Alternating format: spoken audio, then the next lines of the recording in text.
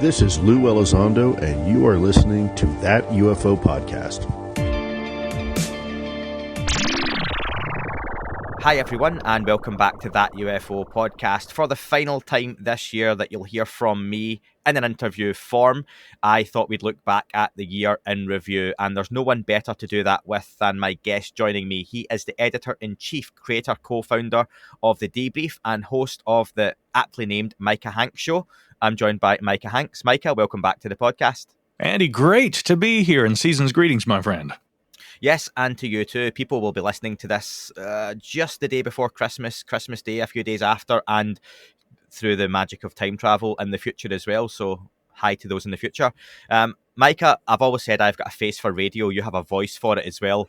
So what I want to do is look through your year in terms of UFOs, because a lot happened this year. Some of the stories I'm going to look at aren't necessarily directly related to UFOs, but I'm looking at 12 articles, 11 of them written by yourself on the fantastic Debrief website.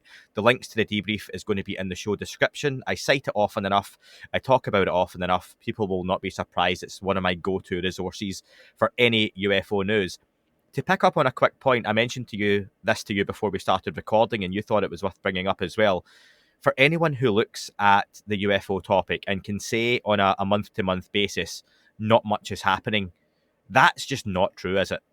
It's not true at all.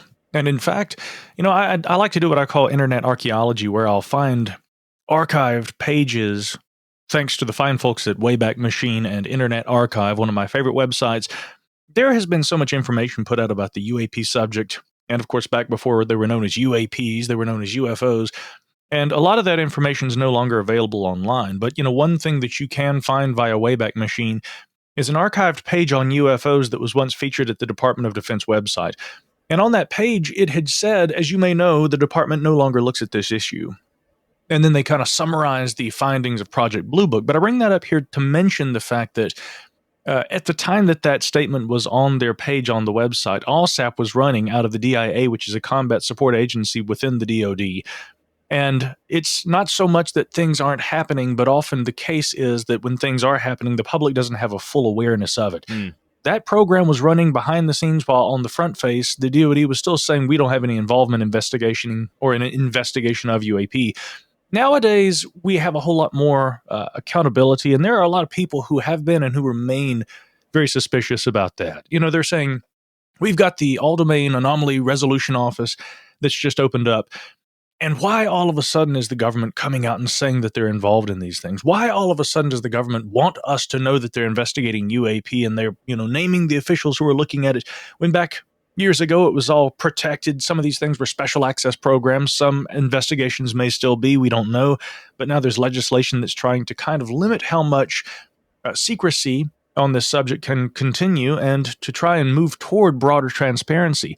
Again, I bring all that up to say that there's probably a whole lot more going on than people are aware of. But as journalists over at the Debrief, myself, Tim McMillan, MJ Benias, Chris Plain, and Chrissy Newton, we are always trying to speak with officials, politicians, scientists, and other people who are involved in aspects of this that don't see the kind of reporting that we have seen maybe so much of since 2017. And although a few people have continued to say that, things have really died down, nothing really to see here until this next report comes out, there's always something happening, whether or not it's sensational, whether or not it appears on the front page of the New York Times. So we continue to present that information and do so steadily over at the Debrief. And I'm very proud to be here with you today, Andy, and I appreciate your reading of our website because, as you've noted, our team continues to cover this, and we do it, very frequently because there's always something bubbling, whether or not that's under the surface. Do you think that's a bit of a symptom of the digital age, the social media age, the fact that people refresh their news feeds now and expect the news now? They expect it 5 minutes ago, and if it's a story that's a day old, it's not worth noticing. So they're looking through and going, nothing's happened this week. When Absolutely. In the past, you would have one case and you would hear about it for years, and it was in a newsletter or an annual newsletter would come out, and you would read about the UFO news for the year over a couple of pages. And I think now, again, looking back through the Debrief website and researching, I've recorded numerous breakdowns this year, breaking news podcasts. I've recorded interviews all over the place. There's been books, documentaries, there's been cases, sightings. There's a plethora of information, and I just feel sometimes people don't realise and won't realise what we've got until in the fullness of time they can take a step back and look at the timeline of, say, 2017 to 2022 or 2023 and go, wow, look what happened in those 5 or 6 years. Absolutely, yeah. First of all, people have been completely spoiled by how much information's been coming out about this in recent years, and as a result of that expectation of there always being something breaking, and there being something revelatory or sensational, if it isn't a revelation, if it isn't sensational, if it has to do with policy, draft language in a bill like for the forthcoming 2023 fiscal year National Defense Authorization Act or something like that, if it's something that gets more into the minutiae, people do tend to kind of go, oh, okay, well, I'm not interested. Show me them aliens. Where are the bodies? Give us the wreckage. This subject is far more nuanced than that. And back during the 1990s, even earlier than that, much of this subject was kind of led by the more speculative side of things. People claiming to have had firsthand experiences not only with UAP, but also their occupants. People also claiming to have remembrance of seeing crashed discs and things, alleged U.S. military recover of these. Now, it's not to say that the military has not recovered exotic craft. I don't know if they have or have not. I have my suspicions that maybe there is more than the public knows, but a lot less than popular books from that era would have us believe. But where we're moving into this new era in the 21st century, and especially since 2017, we are seeing more credible, more responsible reporting on this. Yes, it involves far less sensational aspects of the phenomenon. You look at those military videos, you look at the accounts by witnesses, they're still describing pretty remarkable things, but I would stop short of calling them extraordinary because really, we seem to almost be closing in on understanding some of the technologies that UAP appear to represent. We are beginning to understand better ways, methods of detecting them, both by the U.S. military, but also scientific organizations. And as we come closer to really credibly studying this and evaluating what it may mean, I get it. A lot of people are losing interest. A lot of the old guard are saying, well, this isn't interesting. We already figured all this stuff out decades ago. But in truth, we didn't. This is a new era.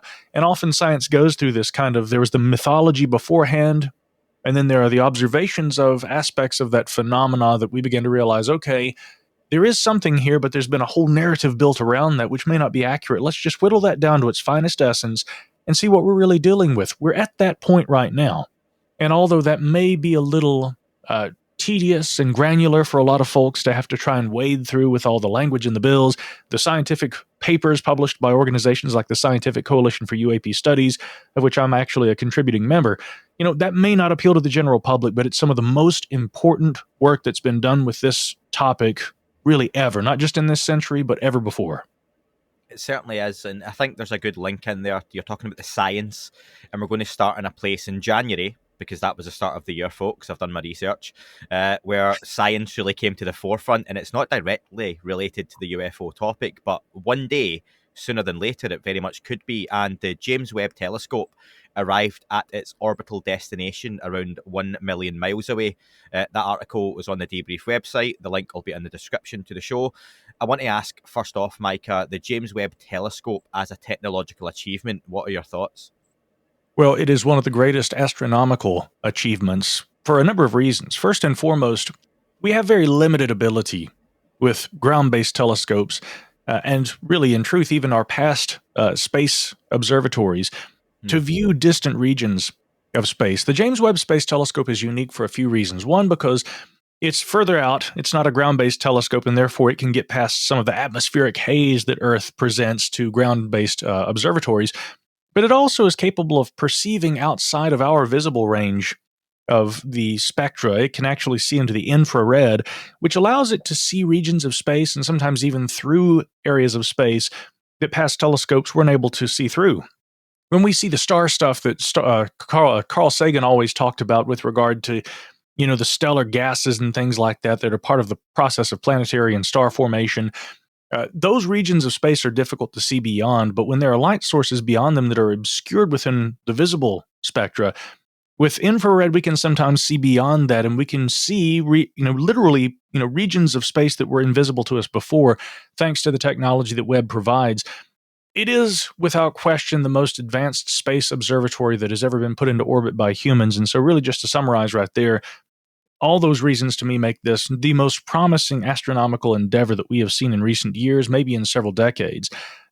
Short behind it, I guess, is very close, probably the Hubble Space Telescope. But again, with the combination of the data that we get from both of these observatories and also artificial intelligence that we're using to help process data more quickly, the efforts of astronomers, citizen scientists getting involved with the processing of this information, I have noticed since the launch of the James Webb Space Telescope, being a space and science reporter there at the Debrief, I've noticed an acceleration, a notable acceleration in the collection and processing of data this year alone.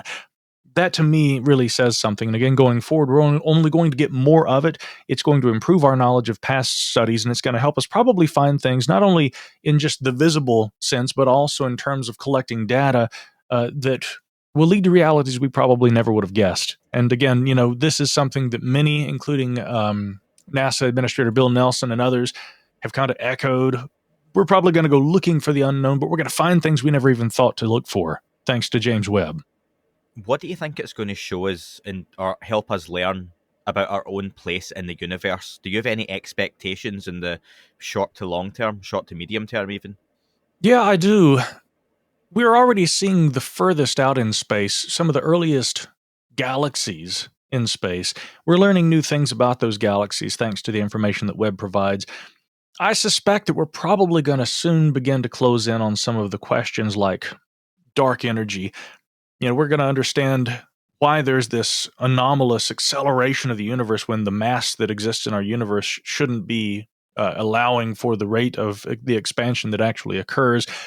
And by a better capability of being able to observe the movement of the universe and the ongoing expansion, and being able to measure those distances and to be able to understand the dynamics of how the universe works and the galaxies within it, and being able to see further out and understand them better, I do think that some of these questions about the makeup and the physical material in our universe and some of those inconsistencies are definitely going to be unraveled in the years ahead. And I would guess maybe as close as the next 5 to 10 years.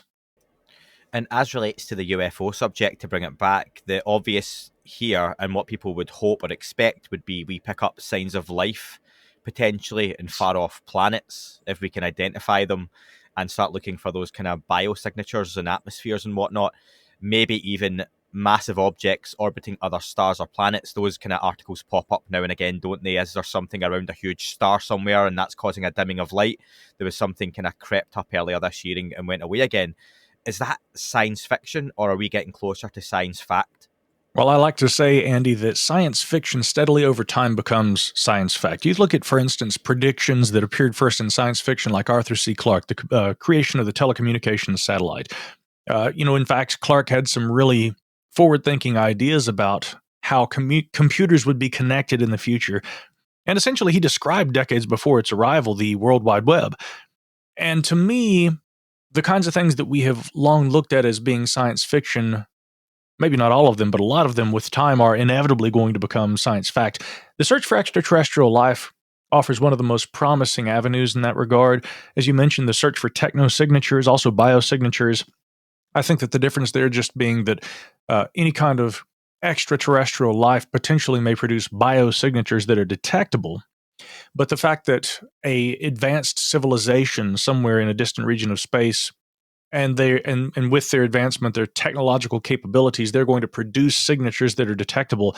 This is one of the most promising areas because those involved in this search will actually argue, and some have in recent published papers, that technosignatures are probably going to be more abundant in truth than the biosignatures. And they don't have to be beacons that are being shot off toward Earth. They don't have to be overt signals being broadcast toward us, so to speak. They could be things so simple as the street lights of large cities that eventually we may be able to detect thanks to technologies like those presented by James Webb. They may be climate change on a distant planet that we're able to detect as a result of changes in the atmosphere that we would recognize only with a planet whose atmosphere has undergone the kinds of changes that result from a large population and one that's producing technologies. So those kind of things, indeed, we are going to be more well-equipped to detect. But the question, of course, on many people's minds when it comes to the UAP question is, and I've often said this, it would be the height of irony, with all respect to our SETI researchers, because this year I got to finally speak with Seth Shostak, director of the SETI Institute. I've communicated with Jill Tarter, a lot of other researchers involved in that effort and who have been pioneers. And so I have tremendous respect for the SETI efforts. the hunt for techno-signatures, and how this is developing. But wouldn't it be the height of irony if in all our searches for life out there, Andy, if we found evidence of intelligent life that was not from Earth right here in our backyard, maybe even within our atmosphere? That to me would be astonishing, but it's not impossible. It is indeed at least a possibility, however remote that may seem for some, when we look at the UAP question, and we have to acknowledge that possibility. Well, a guest contributor to the debrief in February was Mr. Christopher Mellon, and he wrote an article, Why is the Air Force AWOL on the UAP issue? I'd love to ask, how do you see Chris Mellon's role in the current landscape of UFOs? He very much seems to be someone whose work is being done, like you say, quietly in the background. Yeah, that's a good way to characterize it. And I'll just preface this by saying that is one of the original co-founders, of course, and really the creator in terms of how the site looks, what the general concept is, what the idea was going to be. The debrief has always kind of been my baby, but I can't wear all the hats all the time. And so when we launched, we kind of delegated the responsibilities. I was kind of happy to do a little of everything. Tim was managing the business side of things. MJ was our editor-in-chief at that time. As his schedule became more busy, I eventually took up the mantle and continued the efforts of editorial as the new editor-in-chief of the website that I actually created. And I've enjoyed that, although it's a whole lot of work. I say that here to point out that my first official job as editor-in-chief was working with Chris Mellon on that article. And that was quite a landmark entry into this role that I've played with the company that Tim and MJ and I have co-founded and continue with Chris Plain and Chrissy Newton. And it was a proud moment, too, because I have tremendous respect for Chris Mellon. Although he's best known, of course, for his work and his appearance on Unidentified, the History Channel program, alongside Lou Elizondo, another guy who I have a lot of respect for. Chris has a tremendous background. He is an intellectual. He is a person who understands policy. He is a person who has advised officials from a position of national security working in government, and someone who, as he will tell you, he has looked as deep as he can, and he's tried to find evidence of any kind of special programs or any kind of information that the public doesn't generally have access to about UAP. And even he, from his perspective and positioning in government and past involvement, will tell you that there's a genuine mystery here, and it's incumbent upon us to try and study this. And seeing guys who are career officials like him and Elizondo and others who I've spoken to, who have come out of government and they come into the civilian sector and they kind of take the role of activists so that they can point back at government and say, hey, look, we have questions. There has to be more data. And we realize that some of that can't be released, but there should be some that really is not so critical, so potentially damaging to national security that if it were discussed more broadly, that it would have long-ranging negative impacts on the United States and our way of life. That was the main focus of Chris's article there. He's trying to say, look, we have the United States Air Force. They are in charge of commanding the air, protecting our airspace. They have all of these tools at their disposal, which Chris eloquently goes through, admirably goes through, and breaks down in that article. And he says, what kind of information are we collecting on this? And based on all of this data accessible to the Air Force, why is the Navy seemingly leading the charge in the current UAP debate? Now, I would say that the Air Force has always been involved, and I can't fault them for not publicly wanting to limit how much accountability, I guess, that they feel like they have to have, because for the longest period in history, the Air Force was in charge of a significant systematic scientific study of UAP that was known as Project Blue Book, and it had two predecessors, Project Grudge and Project Sign.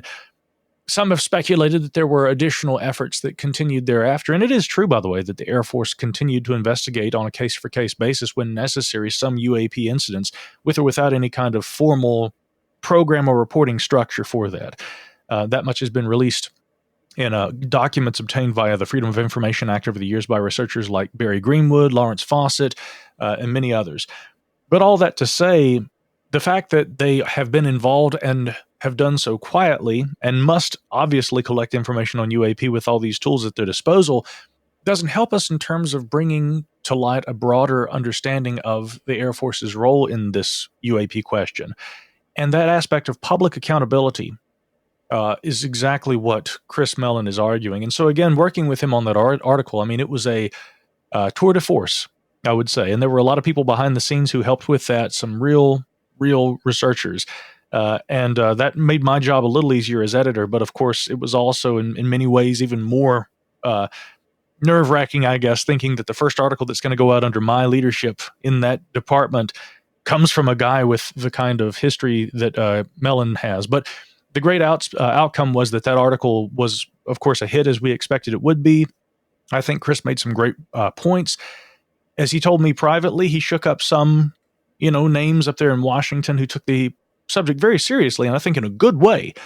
Sometimes you need to generate that kind of interest, and he was able to do that. I'm just glad that the Debrief, that our publication was able to be a vehicle for that message, because the tone, maybe you might even say the structure of that article, a lot of aspects of that were non-traditional, and that's something we pride ourselves in with the Debrief, as being a publication that will sometimes offer commentary that doesn't have to be chopped down to 800 words, right? And the lead has to be rewritten, and then we got to assign a correspondent to help write it and everything, and then put it through another round of editing. There was tremendous work that went into that, but it was my effort to try and make sure that Chris's fundamental message was not hacked away and whittled down, that the sum total of what he was trying to convey would, and I would say necessarily so, had to be conveyed as it was. So anyway, it was a great opportunity. And again, I keep in touch with Chris periodically as a result of that article. We all do there at the Debrief, and we appreciate his work. There was a fascinating breakdown of that technology the Air Force could potentially call on. Very cleverly done. He wasn't saying, well, this is what they've got and this is what they could have in terms of UAP data, but he just called out, here are some of the known systems and how they work and how it could potentially be used. And no doubt that comes from that place of understanding and knowledge, and maybe some of the things he's seen himself that he can't talk about openly. However, you're right when you say that here we are, and Chris shook up some people in the background. But 10 months down the line, have you heard of any change of stance from the US Air Force on this? Because on the surface, it doesn't seem like anything has changed. Yeah, on the surface, no. But fortunately, there actually have been some pretty notable indications that the Air Force is back in the game. As a matter of fact, the very day after we published that article by Chris Mellon, Robert Powell, who is one of the co-founders of and an executive board member of the Scientific Coalition for UAP Studies, he put together a quick op-ed that we also published, where he mentioned the fact that he'd spoken to an Air Force serviceman who said, we recently received a briefing where, like back in the old days, they called us in and they said, we're changing our reporting structure. This is what we expect people to report. You're not going to be penalized or made fun of if you say that you've seen things. We want to make sure that we're collecting data. And that much was also echoed, of course, in the 2021 ODNI report, which we'll get to here in a moment. But they list the agencies that were providing data to the UAP task force. And of course, the U.S. Air Force is one of those. They also mention, and this had already been made public prior to that report, but after the Navy updated its reporting procedures, which I think occurred in late 2019, they were a little slower to act, but the Air Force followed suit and did the same thing. And so they have both updated the way that they obtain information and the expectations of servicemen and women who are having experiences with, again, what have now been retermed, and we should definitely get into this a little later, not just UAP, unidentified aerial phenomena, but now unidentified anomalous phenomena. So yeah, they're definitely making an effort, the Air Force that is, to sort of match what the Navy has done in the past. And keep in mind, officials I've spoken with, when you reference the Navy's UAP task force, have said, we don't like when you call it that, because it's always been a multiple agency effort. And even though it's housed, right, it was the UAP task force fell under the cognizance of the Department of the Navy. There were multiple agencies that were contributing data that was intelligently being reviewed by that task force. And now, of course, the DoD's own all-domain anomaly resolution office further expands that effort, having now inherited the job of the UAP task force. That transition has now occurred. We just got a briefing on Friday about that. So last Friday, that is. So again, now as that effort continues under a different organization within the DoD, we see an even further expansion, I think. And let's not just say that this has always been the Navy. The Air Force has always had some sort of participation, even if they are not as public about it as the Navy has been in the past. I'll just quote the end of the article and then call back to it later on with you. Like we say, Are we reaching the limit of the questions we are brave enough to ask or data we are brave enough to pursue? If so, will that also limit our further progress as a nation? From that perspective, the UAP issue is a serious test of our intellectual integrity and courage, perhaps even the ultimate test. Although it's a stern test, I believe our civilian policymakers have the courage and integrity needed to rise to the challenge. That's one we'll come back to in the coming months. So we move on to March, and the heavily redacted version of June 2021's Task Force report was released. Credit to John Greenwald of the Black Vault for the diligent work in getting that out there. So after a successful FOIA of the report, John Greenwald obtained a version 17 pages long, the original being 9 pages. What do you make, first off, of the back and forth we saw online on the length of these reports? Some people said it was several hundred pages. I don't know anywhere near the level of governmental work that you will, or people like John Greenwald and the work they do. Is it fair to say, though, that there may have been versions of this report far, far, far longer than you would even see released? And that includes official versions that you just can't FOIA and you don't get access to. Yes and no. I think that the classified version of the report that John Greenwald received was the classified version of the intelligence assessment as it was completed and delivered to Congress. However, I don't doubt that there probably were lengthier files, manuscripts, collections of documents, things along those lines involving intelligence reports, perhaps histories, and other kinds of data that may, again, would probably have constituted much lengthier collections in their sum total. That information, no doubt, classified, even if not all of it is classified. I would argue that probably much of it is not. And if having gone through the proper clearing processes, it would probably qualify for review just like the classified report did. But what I view that classified report as representing is the summary of all that data, right? And that may have, this is all speculation on my part, Andy, but I mean, that may have led to some of the confusion where people have been speculating or had perhaps heard through various channels that there was a much lengthier report. Yes, we'd heard, I think, a number around like 75 pages. Even John Greenwald, who obtained that report through, I believe it was a mandatory declassification review that he actually used to obtain it, which is slightly different from the FOIA, but very similar in nature to that process. We can get into that if you like. But the classified version of that report, when he received word initially, before he actually got the document, but they responded to the request, said that we are going to release it to you. There are an additional few pages. I think it was like 16 versus the 9-page report that we originally got, the unclassified public version that appeared on the ODNI website. And John responded to that and said, wow, that's not much more than the one that, we all saw. And yet, even though a lot of people said this is a nothing burger, this new paper shows us very little, there's so much redacted that we can't glean anything, I beg to differ. I think John would agree, by the way, and kudos to him for getting that report out. I had him on an episode of the Micah Hanks program to discuss this at length, and yes, we did a feature there on it at the Debrief because I thought this was significant. So a few things that we learned from the classified version of the report were, first of all, for some reason, every mention of a term that the Navy uses for these interruptions that occur where UAP appear during planned training missions, the terminology they use is range failure. That was entirely removed from the public version of the report, but once John went through this mandatory declassification review process, and briefly on that point, all that really is where you go to an agency and you say, this version of the report was not released to me through a FOIA, and so I am requesting that you go through a review of the data. And of course, this has to be undertaken by each of the individual agencies with the data that they provided to that report so that they can individually clear which aspects are available for release. But that mandatory declassification review causes a complete review of the document where they can go through and they can find aspects that may actually be releasable with, redactions and where those areas still fall under those areas of the FOIA. And then that report may thereafter, following that review, be released. And that's how he was able to get that classified version of the report. But I'm kind of baffled that they removed every mention of range failure when that entire portion of the report that John got was left intact. I mean, it seems to me that never would have had to have been removed in the first place. And this is one of the main things I think that is important about the FOIA process. If citizens don't actively involve themselves, journalists like me and researchers like John Greenwald, although many would call him a journalist too, and he does occasionally write original reporting that he features there at his website, The Black Vault. If researchers like us do not engage in the FOIA process and other available access to information processes that the government provides to us, state and local and federal, then we won't always get all the information that really, in truth, could potentially be available to us. Why there was an entire appendix about the FBI's involvement in supporting the UAP task force's efforts, why that was omitted from the public report seems strange to me.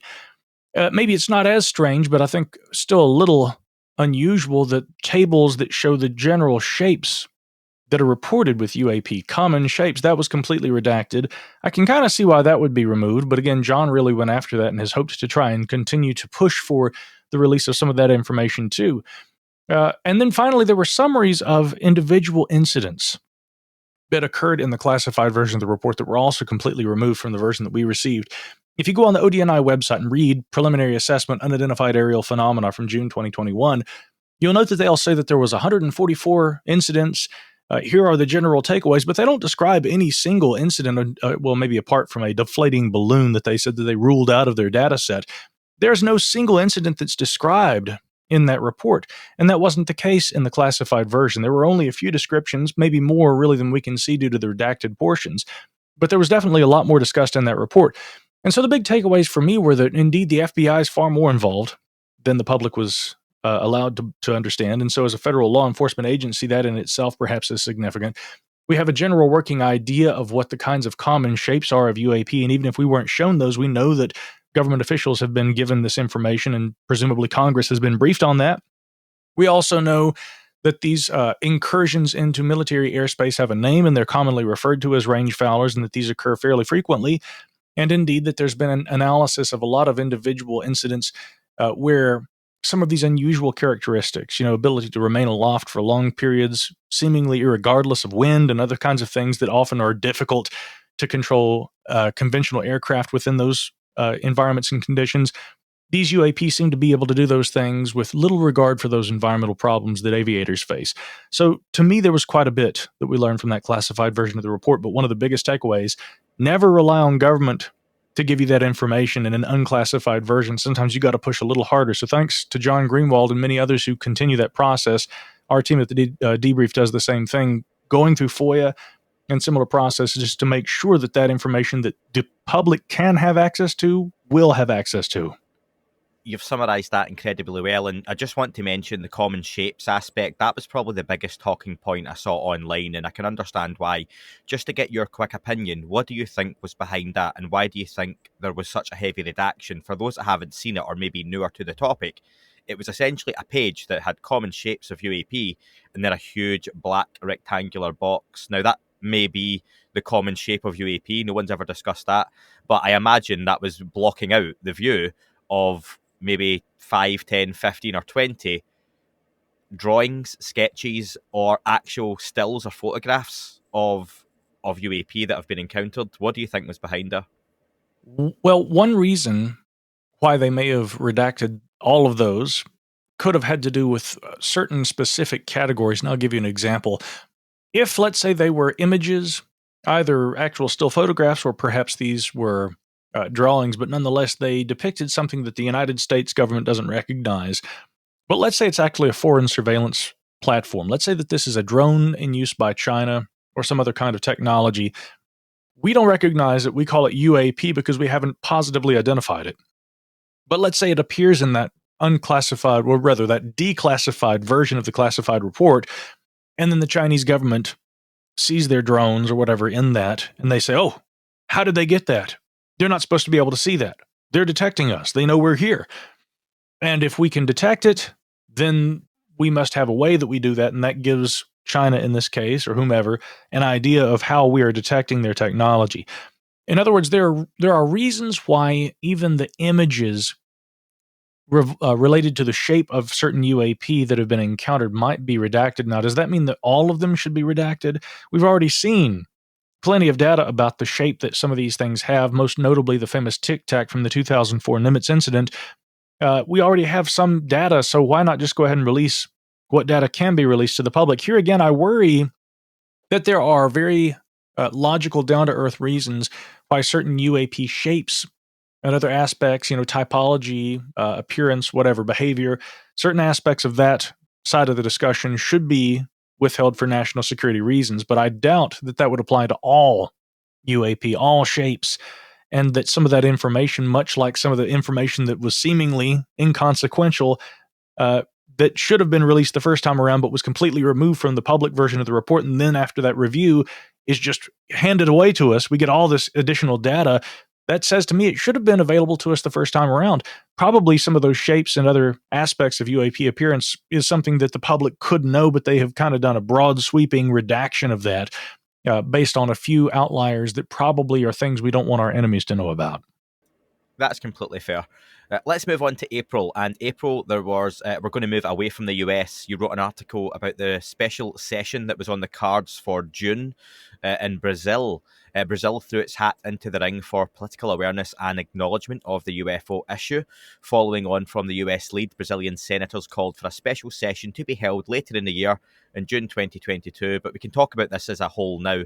First off, I've got to say, much of that would not have been possible without the efforts of researcher A.J. Javard, who sadly passed away only a few weeks ago after a sudden illness. He was due to be on the podcast with me days before and days and weeks after that, and I'm very sorry that interview never got to happen. It was lovely to speak to in the short conversations I had, and I know you got to meet him personally as well, AJ. Micah, sorry, what was AJ like when you got to meet him? Well, he was wonderful. He was one of the kindest guys that I met, not only in Brazil, but really anywhere. He was a true friend of the UFO community.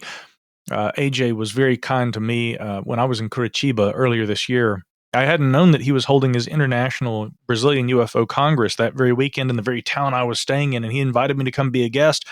And I got to meet him for the first time there, but then we went out a couple of times thereafter and spoke at length and just, became very fast friends. He was supposed to also be at the International UFO Congress here in the United States back in October that I attended as a speaker, and I was very sad to hear that his health had begun to decline at that point and sent him a message. We had a wonderful final exchange. And on Thanksgiving Day of this year, I saw he was participating in a live stream. He had been hospitalized for a time before that, and I'd really hoped his health was improving, but unfortunately things went downhill again thereafter, and I learned very sadly about his passing. But AJ was a true friend and somebody that will not only be missed by guys like you and I, people who knew him, but really by this community, because there were no Brazilian researchers that did quite like or achieve the volume of research that AJ did. But there are some promising Brazilian researchers out there, Rony Vernet and others, who I have no doubt will follow in his footsteps and who will continue that effort. Brazil has a long history with this topic, as this story about the Brazilian Senate helps to showcase. Yeah, that special session was one of AJ's legacies. That did happen largely in Portuguese. A few managed to translate large portions of that online at the time. We've yet to see any further action really from this, given shortly afterwards Brazilian elections took over, and that was largely the kind of focus in the country going forward. At the time, journalist you mentioned, Rony Vernet, who was very good in helping me set things up with AJ, and also he's been on the podcast before and will be again next year. He said most senators are skeptical about this, and they're relying heavily on documents and facts from the United States. Any idea since what the possibilities may be in this picking back up? Have you got any wind that we're going to see real action off the back of that special session? I don't, and honestly, I do feel like the efforts of that special session, again, that was really spearheaded by A.J. Javard. As he explained to me, Senator Eduardo Girão had come to him and had expressed some interest in holding a special session. Girão is, of course, very sympathetic to the UAP discussion, and although it's obviously been influenced by the developments happening in the United States, I mean, there's a much deeper history going back into Brazilian history, especially with its Air Force, and dating back to the 1940s and 50s. They've had the same sorts of interactions with this phenomena that we have here stateside. And I think that although they were inspired somewhat by what's been happening in the United States, they wanted to hold this session. Girão and, of course, Wilson Pickler was another former congressman who was involved with this, AJ, Rony, and others. They wanted to help show the world, but especially Brazilians, that we have a long history with this subject. It's not just the United States.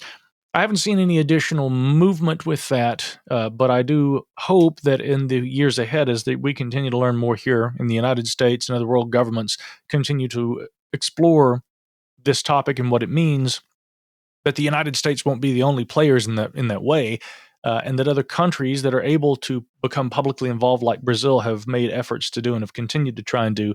I hope we will continue to see more of that, because I often say this is only a culture-bound phenomena that English-speaking countries in the Western world experience, if that's what you think, if that's what you believe. But when you look at the data, and again, those who believe that haven't looked at that data, if you look at the data constituting the UAP issue, its history, and the worldly nature of this phenomena, every government, every country has experienced this. This is not something that only United States citizens have experienced, that United States military encounter. This is a worldly phenomenon. We need to treat it as such. And around the world, I think the relationship other cultures have with the phenomena is vastly different. You know, there are other cultures that embrace it far, far more, and that's why maybe they don't feel the need to pull out cell phones and film flying saucers in the sky. You know, it's seen as something that's far more natural and normal than it is paranormal or unnatural. And those kind of documentaries and discussions are probably few and far between, which are always really quite disappointing. I know Lou Elizondo, when he left TTSA, was working on something regarding indigenous tribes and their connection with the phenomenon itself, and that's probably something that's maybe long gone on the back burner, but maybe when Lou comes back into the public facing side of things, we can ask him about that. The US did take the reins again on the UFO subject in quite a big way in May 2022, where congressional hearings were held. It was the 17th of May. Micah, you wrote the article and you also live blogged it at the time as well. I remember I've mentioned this was the same day that the Johnny Depp and Amber Heard trial was in full swing as well. So in my house, there was a competing fight for the TVs. My wife won out and she got the comfy couch in the sitting room to watch Johnny Depp and Amber Heard battle it out for their riches. And I was resigned to the kitchen to watch quite historic, but is it fair to say still relatively low-key hearings given what was actually discussed, you know, live on that YouTube channel? Well, certainly. You know, it was funny because initially we were going to take shifts with the debrief, and I got so into the live blogging, I was going to take the first shift. And then you got to keep in mind our team is spread out throughout different time zones. We have people on the west coast of the United States. Tim McMillan's in Germany. I'm right here in the East Coast. It made the most sense for me to start. And by the time the public aspect of that hearing had concluded, I was still going.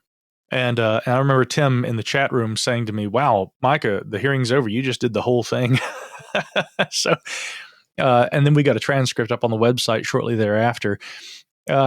Yes, that was a fairly peripheral view, I think, of the subject. I mean, unfortunately, some of the most knowledgeable members of Congress that were sitting in that room asking questions of Ronald Moultrie and Scott Bray, and I'll reference again Mr. Gallagher, of course, who had said that he had only, I think, spent about 5 or 6 hours, but he asked some questions that looked deeper into history than anybody else did. That seems to really kind of encapsulate the issue. I mean, he was asking some pretty pointed questions and some pretty specific questions about specific cases, and admitted that he'd only done a few hours of research. And that's not to attack him. That's to say, it seemed evident to me that there was far less research done, probably by other members of Congress that were there present. And furthermore, some of the knowledge of the history of this phenomena, specifically related to nuclear sites and UAP incidents that have occurred there, that information seemed to be outside the scope of the knowledge that Ronald Moultrie and Scott Bray possessed. As they explained at that hearing, they were unfamiliar with some of these incidents that Gallagher had been asking about. So to me, those hearings were most important just because there was an open discussion where with intelligence officials speaking to members of Congress in an open hearing that was televised. That, of course, to an extent constitutes appeasement of the public. We, the people, want this. We want to see our military, our intelligence officials, our elected officials engaging with one another in responsible dialogue about this. That was good, and that's the purpose that it served. But as far as there being depth to what's being covered there, yeah, there was a pretty shallow discussion, I would say. And, I can't say that everybody's going to spend as much time, Andy, as you and I do reading about this stuff. I spend most of my spare time studying the phenomenon, writing about the phenomenon, digging into the history, reviewing documents, historical resources. And that's part of the effort of an organization I've recently actually joined, which has been spearheaded by David Marler, a dear friend of mine and a great researcher. It's called the National UFO Historical Records Center. And that's what we do, is we try to collect and analyze historical information about this. With that effort, we hope to be able to provide better resources to those in government who, strangely, may have to rely on civilian data to get a more complete picture of this phenomena and what it represents, even though we recommend, of course, that they pay attention to that data that they're collecting, that the military has access to, that the rest of us here, we the people, don't get access to. Yeah, that's going to be very important, but don't forget about the civilian data. The congressional hearings showed me that although we are moving forward and having dialogue, a lot of this history needs to be better understood, and a comprehensive view of the phenomenon has to be attained, and that can only be done by combining that intelligence that's being gathered right now by our military with that historical data, a plethora of which is freely available to the public if they know where to look. Is there a danger people forget that these hearings are not the setting that we're going to see people coming out and saying, I am Micah Hanks, and I worked on a secret program where we reverse engineered the warp drive from a flying saucer we captured in 1947. That seems to be what some people think is going to happen in these settings, and it's not, is it? We're not going to hear that, especially in a public-facing way. Do you think expectations need to be tempered as to what hearings like this and future hearings that we hopefully get are actually going to reveal, especially to the public? Oh, absolutely. I've always said this to people, and this comes back around to one of the very early points that you made. We have to remember that not all of the meaningful information, not all of the meaningful advancements in our knowledge and our approaches towards studying UAP are going to be the things that reveal the kinds of speculations that appeared in books about this decades ago, which still inform most of the kind of, and I mean this with no disrespect, but there are so many people out there who are very new to this subject, and they get on Twitter and they, start an account, and they've read one or two books about Roswell after they read what appeared in the New York Times in 2017. And being fairly new to this subject, they consider themselves experts. It's always those kind of people who I get those DMs from. Who do you work for? The FBI, the CIA? Because you never talk about this, this, this, and this. And it's like, the reason I don't talk about those things is because had you read enough about this subject, you would know that that's long been discredited. Unfortunately, a lot of this kind of low-hanging fruit leads still in aspects of the public dialogue about this. I can't blame intelligence officials for wanting to deal with the most recent data, because one thing about that most recent data is that it is free of so much of that baggage that decades of ufology has had, right? But that's also one of the reasons for the, again, shallow nature of this discussion.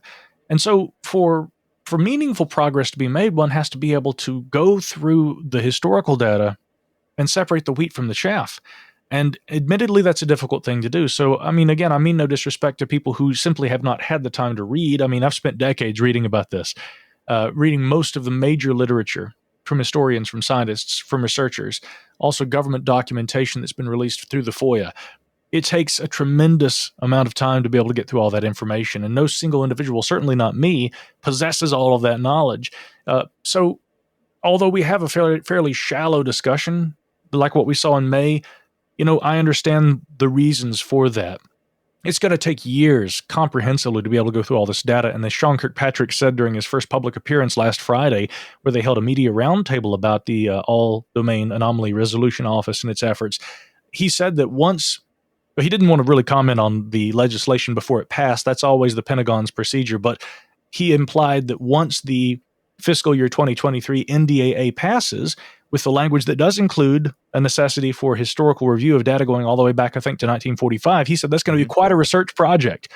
He's not kidding. Okay, that's going to be a whole lot of work. So again, we do need a more comprehensive look, but I do understand certain aspects that are influencing why there's so little being said by government officials right now. Yes, that is based on, in part, limitations on their own knowledge, but they're also trying to deal with the most relevant data that they have currently with the best technology that is reflective of how the phenomenon appears and how the military interacts with it currently. I get it.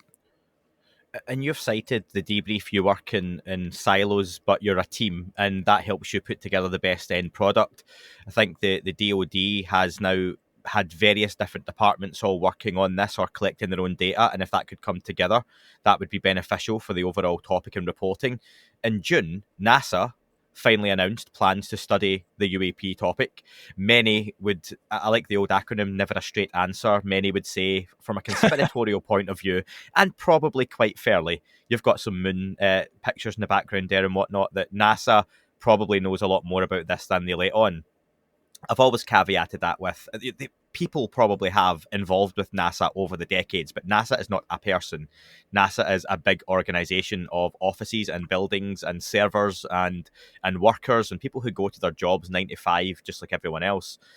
I would say that the announcement was a welcome one. You mentioned Bill Nelson, the NASA administrator, who is sympathetic to the UFO cause, given his previous political affiliations. He is someone who has been briefed some of these fantastic briefings we hear about, and he has a real interest in pursuing the UFO discussion, so he seemed to be a good guy to get in at the helm of NASA. The study announced was a small budget, very much, and if you read the article, it's not $100,000, it's from tens to $100,000 is actually the quote from the article as well, so it may not even be as much as that, but it's a group that's being put together to look at how, from a scientific perspective, what can be studied and how is it best studied. Not many UFO folks involved in the study itself, which I think is a good thing. What's your take on NASA getting involved so publicly? And would you say that this is going to, again, be something that bears fruit past the initial study phase? Yes. So, a few quick points on this. Obviously, NASA becoming involved has a lot to do with a couple of things. The public interest in UAP that's currently underway, and NASA announced, well, first of all, they put up a fact page about UAP the same afternoon, I believe, that the ODNI report dropped in 2021. So it is reflective of the public interest and also the renewed government interest in analyzing this phenomena. But it also is reflective, I think, of NASA's leadership. And again, I got to commend Bill Nelson. That guy is not only just a powerhouse in terms of how he is engaged with NASA and its mission, but he is someone who, rather than reflecting the kind of older ideas, past leadership with NASA, there have been documents and historical resources made available to the public over the years that show that past administrators of NASA have at times been not so much resistant, I think, as they have been cautious about getting involved with the UAP subject directly. Sometimes their level of involvement seems to also be reflective of a lack of interest or knowledge in this subject, and Bill Nelson is not like that. He is somebody who has been very open. He has pursues discussions with some of these Navy pilots and other personnel with our military who have had personal experiences. I would call him a man of the people. I'm a big fan of Bill Nelson, if I can speak here. I'm a huge fan of let me try it again. I'm a huge fan of Bill Nelson. And he is just somebody who I think we need that kind of leadership, not just in NASA with our space program, but we need that all across the board in government. Now, that said, those are the things I think that are driving a NASA investigation into this topic. A few points that should be raised about this. First, NASA says they're not going to be looking at classified data. They're not going to be looking at any kind of information that the public shouldn't have access to or know about. There aren't any UFO researchers who are involved. This is something that I think will be helpful, but I fear that on the other side of that, there are going to also be certain limitations that those who are not necessarily oriented toward the subject or have a past involvement with it, there are going to be limitations in terms of how much, because there's a lot of data, and this is the point I was making earlier, there's a lot of data to have to sift through, and especially if they're only going with that's already available to the public, there's a tremendous amount. They've only got a few months, very limited funding. So I'm glad that there are certain scientific advisors, as I understand it, to this effort who are very knowledgeable on this subject. Some of these advisors are people I know from what I've heard, and I think that it's going to be very helpful in directing those who are analyzing this information toward looking at the best and the most relevant data. That, to me, indicates a lot of promise with NASA's study, because A, if they aren't looking at classified information, but they are, at least getting some assistance in terms of what data they are looking at, they're likely to do a comprehensive analysis of what I think would be some of the most reliable information we have at our disposal, distill that down to its finest essence, and although it may not be different what they determine, from what past civilian studies have resulted in, and what determinations have been made by organizations like SCU, MUFON maybe, and others. What they will do is, as a government agency with government funding and with the authoritative capacity that is imbued within a NASA or a NSA or a Navy or an Air Force, when you have a government agency that's going to produce this information, and with the kind of historical efforts toward transparency that NASA has always said that they champion. I know there are some who are more conspiratorial about that and don't believe that NASA is always as forthcoming as they say they try to be, but taking them for their word, they are committed to transparency, and maybe more so than other branches of government.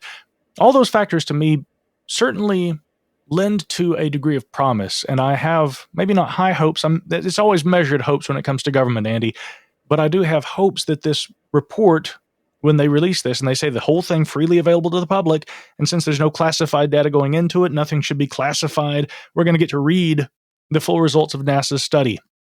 That's probably going to be a small chip away at the large block. But I hope it's a promising one. I hope it's something that encourages further study. Where this, to me, could be very dangerous is if NASA looks at all this data, and maybe they don't have access to all the best data because they weren't looking at classified information, and they conclude, well, we didn't find anything here, and we just don't really see any reason to continue scientific study of this. If that's what happens, there's historical precedent for what the outcome could be. We could look back to the 1960s with the Condon Committee, the University of Colorado UFO project. That's what happened the last time a bunch of scientists got involved in study of UAP data and concluded there's nothing much to see here. The media got out of the game, the military got out of the game, Project Blue Book literally was closed within a year. So I hope, with knowledge of that history, that NASA recognizes to a degree the responsibility they have in how they present their determinations and what they draw from the data that they observe, because that can have tremendous cultural and even political implications. Let's open the door just for a moment to the speculation station here. Now, Sure. If I was part of that team with any inkling or interest in the UFO subject, and we're on a small budget, I would open up YouTube, I would type in NASA UFO, and I would see hundreds and thousands of videos of all sorts of stuff. Many of it, no doubt, ice crystals, particles, space debris, satellites flying by in the background. However, you can't deny there are some interesting bits of footage on there, and stuff flies about. Now, if I can go and find some of the best ones, surely there is an archive with the extended footage in NASA, and you just have to go down the hallway, open the door, and say, I need STS, whatever it was, from this date. Something flew by, you cut the feed off, was there anything here to see? And surely there would be some interesting footage just to look at before you even dive into any data. I would think so.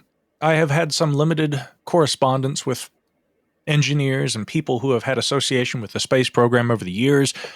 They would not want their names named publicly, but they have never ever conveyed any information to me that shouldn't be available to the public. In fact, all that is, for those who know where to look, and if not directly accessible, it should be accessible through FOIA.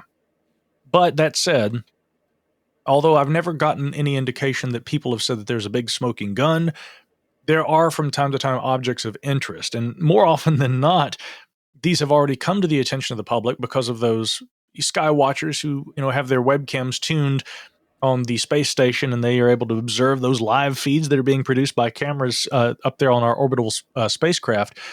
And there have been some interesting videos that have emerged over the years. One really quickly that comes to mind, everybody talks about the famous one. I think you were referencing the STS. What was it? I don't remember the exact name of the mission, but there's an object that's moving along. You see a flash of light, and then something just shoots off in a separate direction.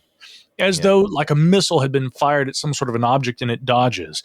Yeah. Now, the conventional explanation for this is that this was one of the thrusters on the space station itself, or rather on the spacecraft. That was that was not the space station. But in this instance, that one of the thrusters actually fires, it causes the movement of a ice crystal. But there have been alternative interpretations of that video too. I couldn't tell you what that one represents. It certainly was very controversial when it first aired. But the point being, videos like that have already been available to the public. And yeah, like you said, NASA should be able to go back and re-examine those and see if any of these actually do warrant further attention and alternative interpretation. Now, there was one that aired a few years back where there was actually an official NASA spokesperson who talked about this, and it got a lot of media coverage. I even found the same video again many years later. I'll have to see if I can dig that back up. But there appeared to be three objects that were moving in formation that were I think in this instance, they actually were filmed from the space station. And Is this NASA, the one of the horizon where you see stuff come over? It's The not. shot is... It's not that one. No, this is something where the camera is pointed down toward the Earth, and you just clearly see three small objects moving in formation and almost kind of turning as they're moving. A NASA official whose name slips my mind was asked about this during a press conference, and he said, "We don't know what those objects are. They appear pretty frequently, but they don't seem to pose any kind of a threat, and so we're not, very concerned about them." But he acknowledged, those things, whatever they are, show up all the time. Now, that could have meant ice crystals. That could have meant orbital debris from past space missions. Who knows?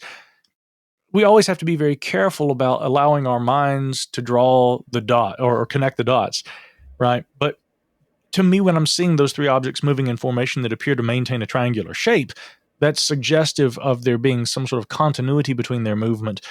And that much even seemed to be acknowledged in that brief clip that was televised years back. Now, again, those kinds of videos have been showing up for years. But like you say, to your point, Andy, NASA should be able to go back, look at all those things and say, within the context of what we now know, what the DoD's mission with AARO is, what the UAP Task Force report from 2021 seemed to indicate, and with all the additional data that's being collected by space-based systems, some of which involving intelligence don't involve NASA apart from NASA's role in helping get those satellites and systems into orbit for other agencies that use them, National Geospatial Intelligence, Spacecom, what have you. With the data that's available to NASA, they should be able to conduct an independent review and look at that kind of data. That's stuff that they and their own systems have collected over the years.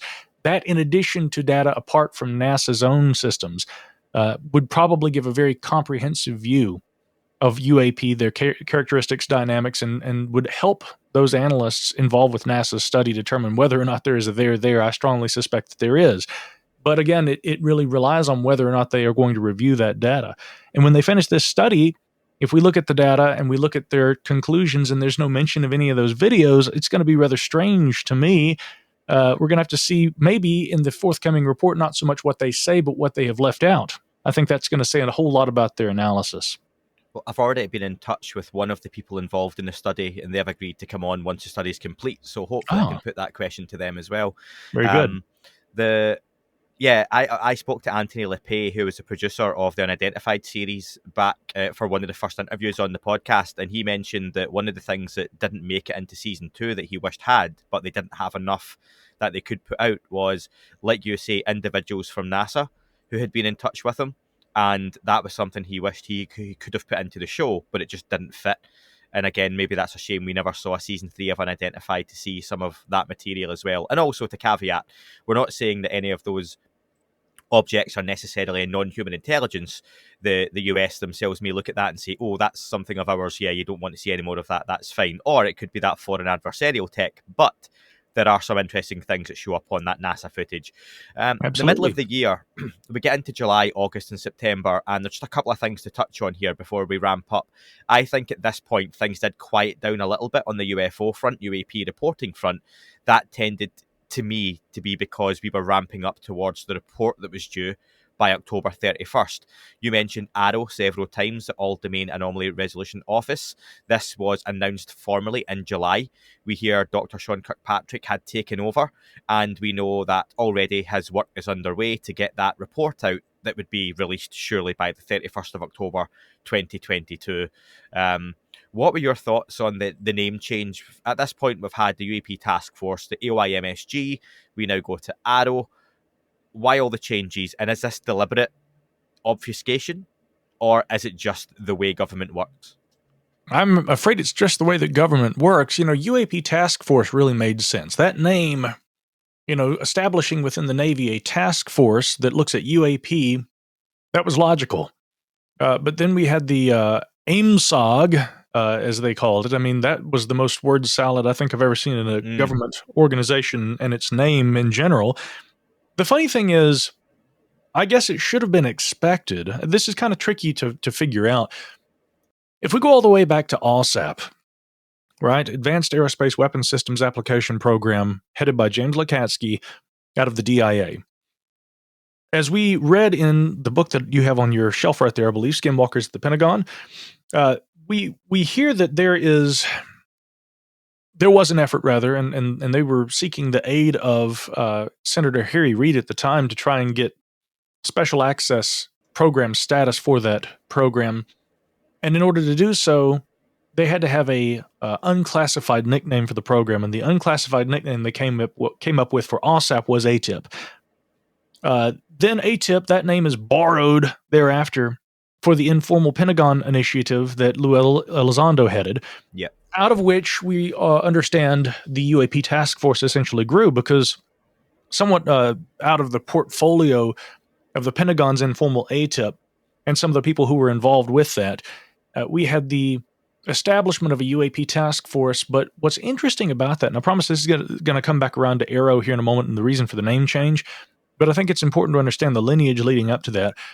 Before the official establishment of the UAP task force, the UAP task force had been mentioned by name in a bill, language of which I guess went into the 2021 National Defense Authorization Act, if memory serves. But researcher Roger Glassell, before that, had also received in response to a statement, or rather in a statement that he received in response to queries to Susan Goff, the Pentagon spokesperson, she had already conveyed to Glassell that there was a interagency task force that was looking at data related to UAP.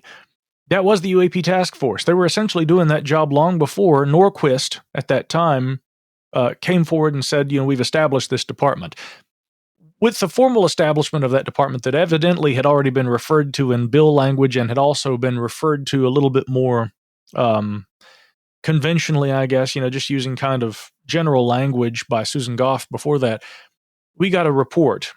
And we had, out of that report, a memorandum that was issued, I think coinciding with the delivery of that report. And the memorandum said that the office, that the DoD was going to formalize its reporting structure and the system and the organization and its structure in terms of how they were collecting this UAP data. They'd said all that at the time of the delivery of that report. That resulted in the establishment of the Airborne Object Identification Management and Synchronization Group, aka AIMSOG. But the problem with that, a lot of people looked at that and they said, this is the DoD deliberately trying to undermine Congress, who is at this current moment outlining language for a more comprehensive office. Well, however that was viewed, and many people, including Lou Elizondo and others, came on the record and told me in our reporting for the Debrief that they didn't think that senators, especially New York Senator Kirsten Gillibrand, supported the DoD going ahead and establishing a office. I don't know that it was necessarily meant to undermine what Congress was calling for. Again, it was just kind of the ongoing delineation of what they were doing. We had ALSAP. It had its secret, unclassified name that was borrowed for an informal initiative that obviously was referenced as a task force by Susan Goff, but then later actually officially named the UAP task force, but not before it was mentioned as such in a bill. And then at the time of the ODNI report by the UAP task force, they say that there's going to be a further formalization and continuation of the efforts under another name, which came out in Thanksgiving of last year, right? And then once a bill passes into law earlier this year, that being the National Defense Authorization Act for fiscal year 2022, Congress directed the DoD to do something slightly differently with that organization than what the DoD said they would do themselves. So I reached out to Susan Goff about that, and she said, look, we didn't mention, she said, you'll note rather that in the language that Congress passed, she said the Pentagon's never going to comment on legislation before it passes. Once that passed, she said, you'll notice that the name of the office was removed from the version that went into law. And that's because, essentially, whatever we have, the DoD, we're going to abide by what Congress directs. And so AIMSOG, the DoD went ahead and they established AIMSOG, but then it was passed into law that there was supposed to be a more comprehensive program, out of which AARO is born. The main reason for renaming it is essentially, and this is my view, Andy, a acknowledgement of, okay, we're going to rebrand our organization that we established back last Thanksgiving, give it a new name that is somewhat more in keeping with what Congress is directing us to do with this organization, this agency. So that kind of keeps everybody happy, right? And we got the All Domain Anomaly Resolution Office, which is not dissimilar from the original proposed name that the Gillibrand Amendment in that NDAA before it was passed into law actually entailed. Now, as far as what that name means, again, we've seen a lot of different names for these programs. Many of them at times don't seem to have as much to do directly with UAP, like OSAP, But I think that with the All-Domain Anomaly Resolution Office, what we are seeing is an intentional, by virtue of the way it's worded, the name, an intentional effort to acknowledge and further expand the scope of what kind of phenomena the DoD is studying. They're not just looking at aerial phenomena. This is an all-domain phenomena, not necessarily transmedium in the way that we see objects coming into and going out of water and things like this, although I suspect that there's data that does indicate that some of these objects do that. But we are looking at undersea, in the air, and in space. We're looking at all domains, wherever this anomalous phenomena that may have relevance to national security, wherever that occurs, wherever our military encounters that, we're going to be looking at all of it. And I think that that's where we are left with the AARO organization. The name is meant to reflect the intention of the mission and all the different domains that mission will cover. Very well recapped as well. And I hate to do it a disservice, but just in the name of in time and getting on to, I think we found August and September, especially those of us on social media, noticed a lot of infighting and treading water as we await AARO's report. Some of the articles worth checking out from that time was Cosmics and Phantoms above Ukraine. That was a study that came out from Ukraine, which ultimately was by the Scientific Council shot down as being premature. Avi Loeb was someone who came out against the data that was published as being not of the right quality to discuss in terms of UAP. It's fair to say there were definitely some interesting technologies and still are being deployed over the skies of Ukraine that, again, as we've discussed, adversarial technology will be abound in those areas. And then September, there was a paper suggesting perhaps we are hidden from ETs who technologically could find us due to micro lensing signatures and micro lensing, which was really interesting as well. Micah, just because we've got a lot to cover still and the time we've got left, I'll just again point people to read those out. But I feel we move towards October and we're expecting this October report. This is where the rumour mill online went into overdrive. We heard about October surprises coming up. It may be used in elections, the UAP story. Ultimately, that never happened. We were expecting the report on the 31st of October. There were many, many countdowns for this. It came, it went. What was your view? Yeah, it did come and go. And by the way, the October surprise, that's in reference, of course, to an excellent article by my colleague Bryce Zabel, who wrote some speculations about what could happen when that expected report, if it were delivered on that date of October 31st. That was when it was supposed to arrive. It didn't get here by that time, but had it arrived in time, Bryce's fundamental speculation was, what might happen? What might be the result in terms of the U.S. election, considering that this report comes out on Halloween and days later, Americans go to the polls and we cast our votes in the midterm election.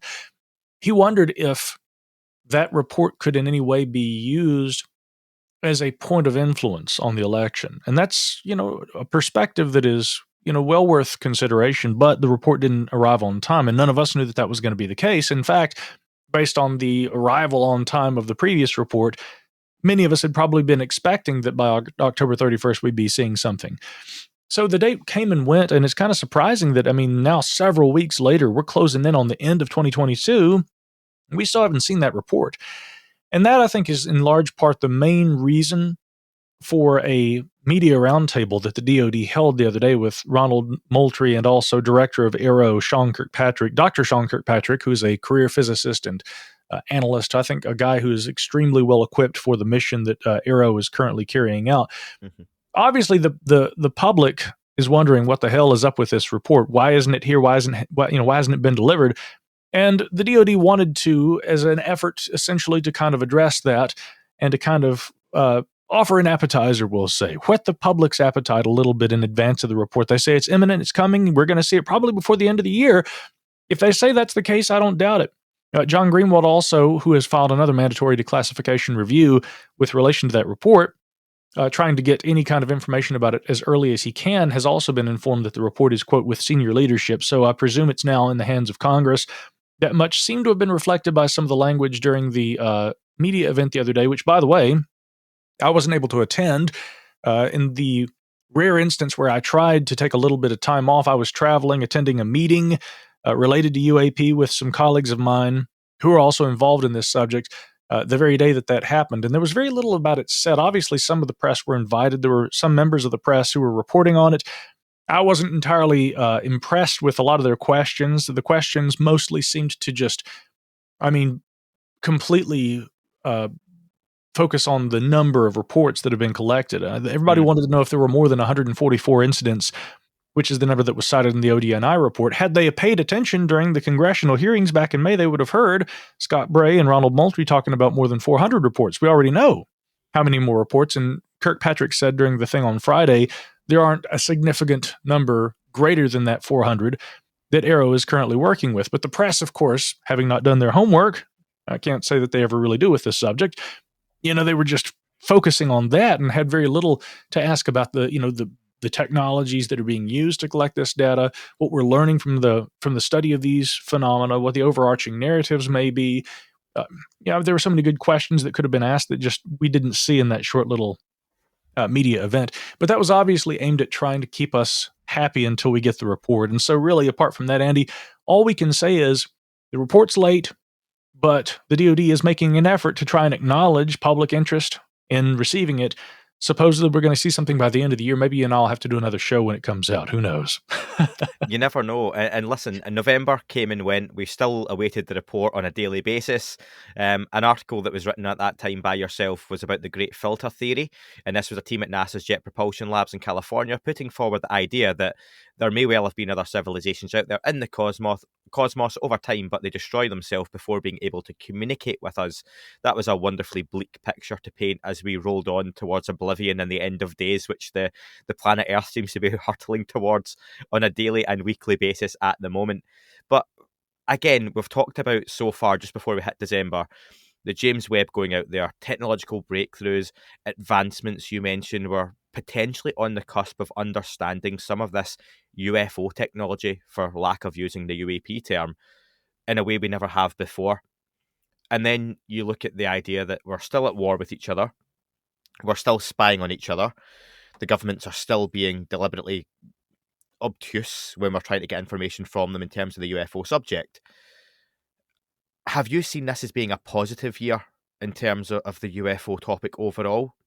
Or do you still see it as we're really struggling to chip away at whatever it is that's being put up to deliberately block and make awkward and complicated any sort of information release? I think it has been a positive year. I'll just say this. I don't consider myself a conspiracy theorist. I also don't like when that term is used as a pejorative. And I think that it's been used as a pejorative, especially since the Kennedy assassination, which is an aspect of history that we don't have time to get into right now.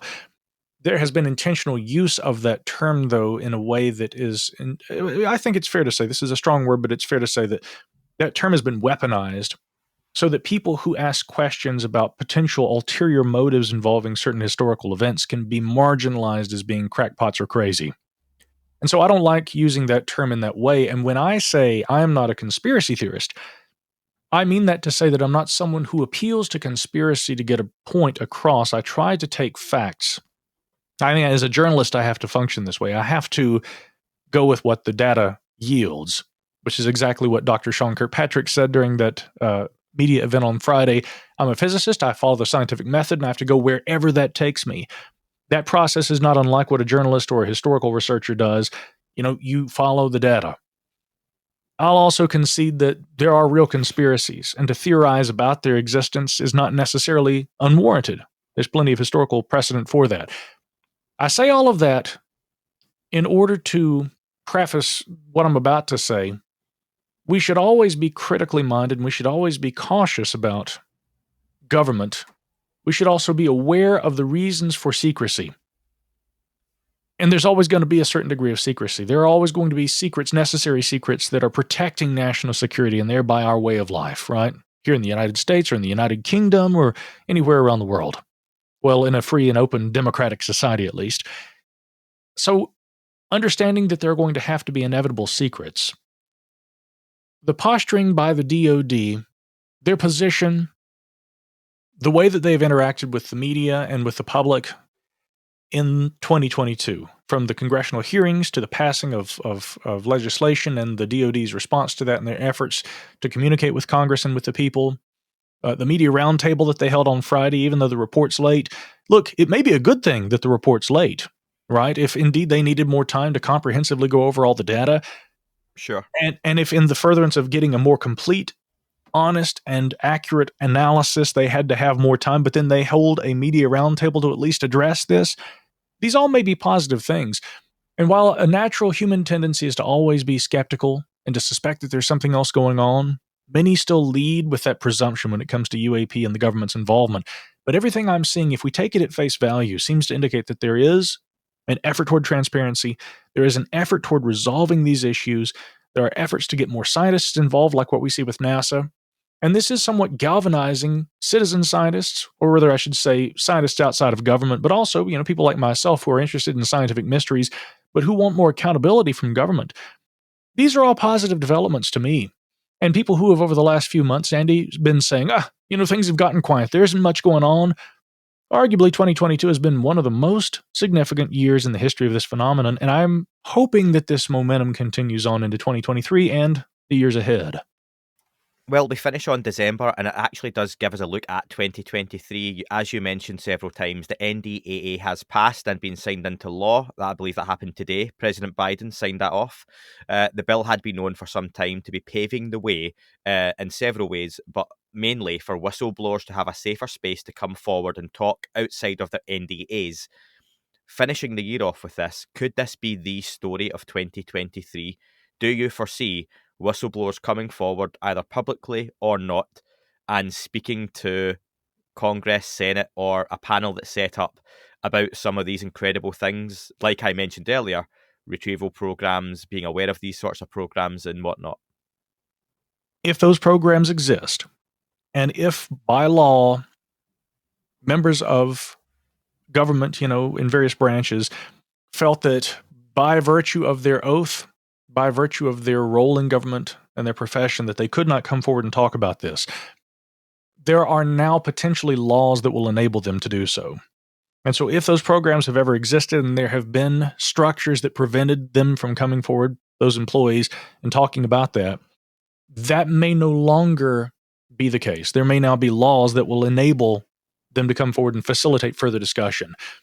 And again, if that ends up proving, if it was a bit of a gambit, we had to kind of play their bluff. We don't know what exists in government, but if there is something, we're going to put our cards up on the table face up and we're going to say, here's our hand, right? If indeed that's what Congress has just done, and if indeed they have now facilitated something that we didn't know whether it existed for sure, but we strongly speculated that it might have, this could, I'm always careful about using the D word, disclosure, but this might be what facilitates it.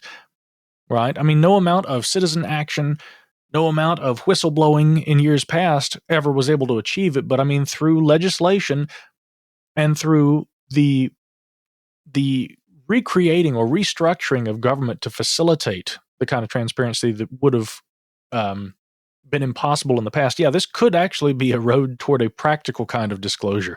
But we've got to wait and see. It also may lead to nothing. There may be no such programs. I kind of doubt that. These individuals may still not come forward for various reasons unknown to you and I. It may take more than legislation by Congress to do that, but we'll see.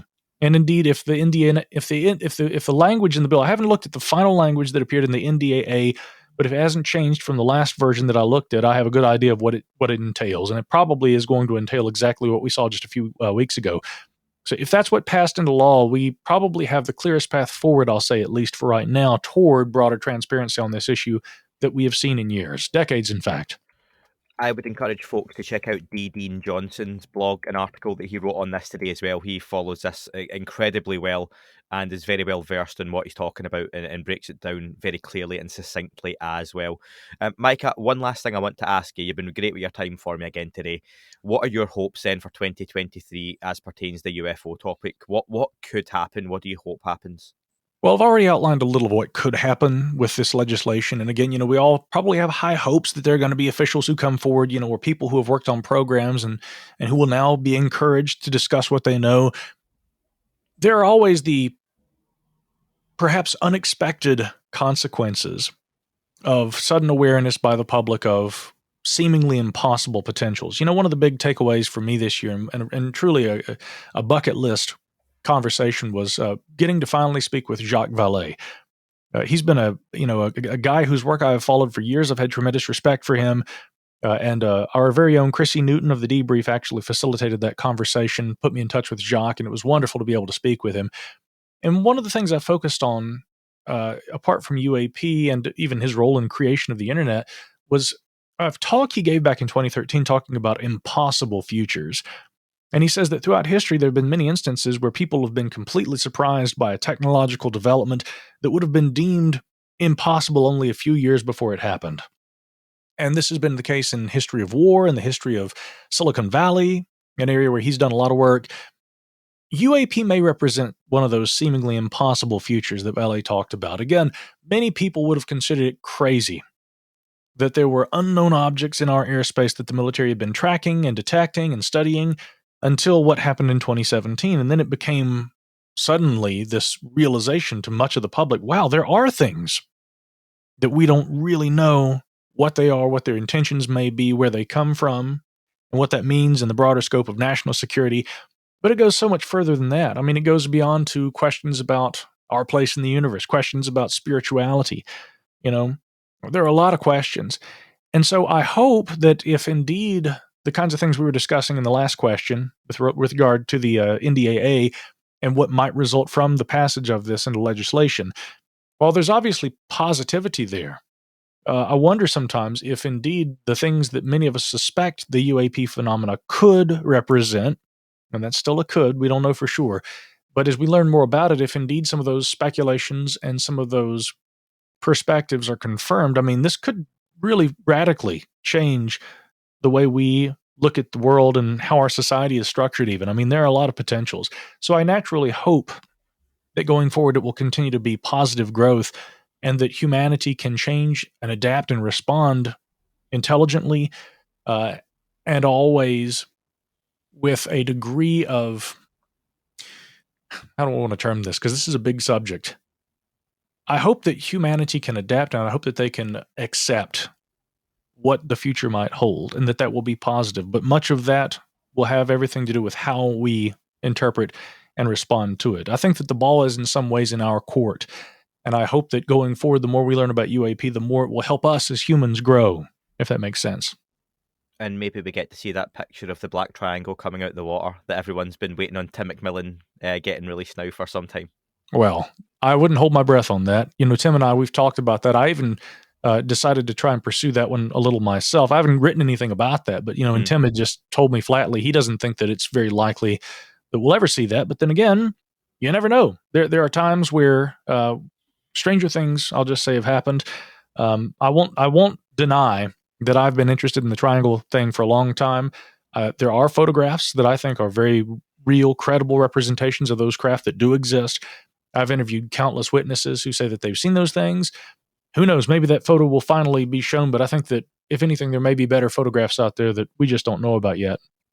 Not yet. Well, Micah, on that note, thank you, and to all of those who have contributed to the debrief over the course of this year. It's a huge source of information to myself and to many others. Also, to anyone who goes out their way to research, write, or record their views on the UFO topic, no matter how small or large our audience is, a big thank you from me. It's hugely appreciated. Have a great festive holiday period and a very happy new year when it comes to it. Thanks again, Micah. Thank you, and I hope that as 2023 continues, that UFO podcast continues to be that UFO podcast. It's a great resource. Everything you said about the debrief, we think the same about you, my friend, and please keep it up. It will at least be a UFO podcast. Thanks. It's a good one. That is all for this week's show. Thank you very much for listening. Please remember to leave the podcast a review on your chosen platform. You can like, retweet, and subscribe. That would all be very much appreciated. The shows are being uploaded onto YouTube as we speak more and more. You can sign up at patreon.com/thatUFO podcast to access the shows ad-free as well. Please get in touch on Twitter, Facebook, Instagram, That UFO Podcast. Of course, on Twitter, it's at UFO UAPAM. And again, folks, as always, keep looking up. You never know what you might see. It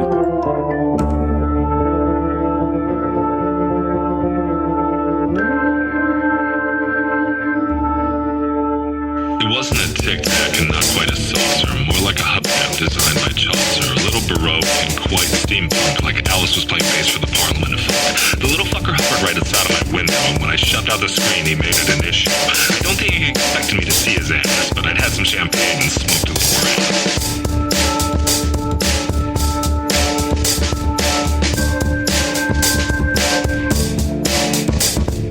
Meditative game of state full on meta. Can't imagine how it could have been any better. I got to the top of the stairs and there he was. Like, you awake? I was about to abduct you, cuz.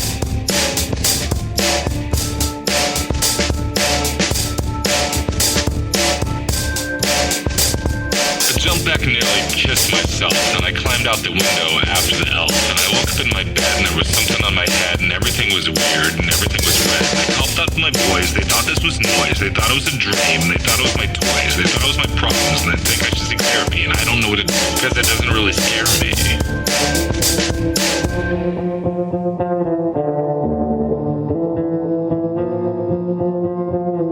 If you really want to know who I think I be, I think it's you and me and us and we and him and her and that and she and that thing over there and what's that, Jake?